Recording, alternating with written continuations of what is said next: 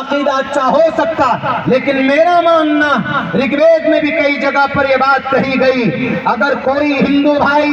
یا کوئی مسلمان، اگر کوئی ہندو کسی کا مرڈر کر کے یا کسی کی زمین بےایمانی کر کے یا کسی کا پیسہ بےایمانی کر لیتا یا کسی کو برا بھلا کہتا، زبان سے کسی کو تکلیف دے دیتا، کسی کو تھپڑ مارتا یا کسی پر اتیاچار کرتا یا کسی ٹوپی اور داڑھی والوں کو صرف اس وجہ سے مارتا ہے کہ بھئی یہ ٹوپی اور داڑھی والا امام ہے اس لیے اس کو مارو، اتنا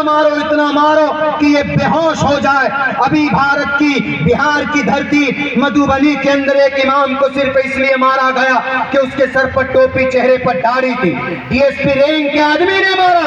اگر اس طرح نہتوں پر اتیاچار کر کے اگر 100 دن تک گنگا میں پوری زندگی بلکہ کوئی ڈبکی لگائے گا تو پاک نہیں ہو سکتا۔ اسی طریقے پر اگر کوئی مسلمان کسی کی زمین کو ناجائز طریقے پر ہڑپ کر لیتا یا کسی کی دولت کے اوپر پراپرٹی پر ناجائز قبضہ کرتا یا پیسے کی وجہ سے کیس جیتتا ہے، رشوت کی تھیلیاں دے کر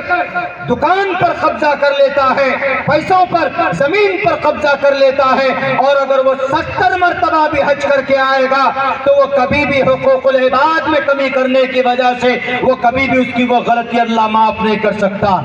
آپ کیا سمجھتے ہیں کہ ہم کسی کی زمین ناجائز طریقے پر ہڑپ کر کے چلے جائیں وہاں پر حج میں اور رب کے سامنے غلاف پکڑ کر کعبۃ اللہ کا روئے اور گر گرائے اور کہے کہ اللہ میرے گناہ کو معاف کر دے؟ گدا بھی نہیں۔ قیامت کی صبح تک اگر کوئی اپنے آنسوؤں کو گرائے گا کعبۃ اللہ کے نیچے بیٹھ کر تو حقوق العباد کو رب معاف نہیں کر سکتا۔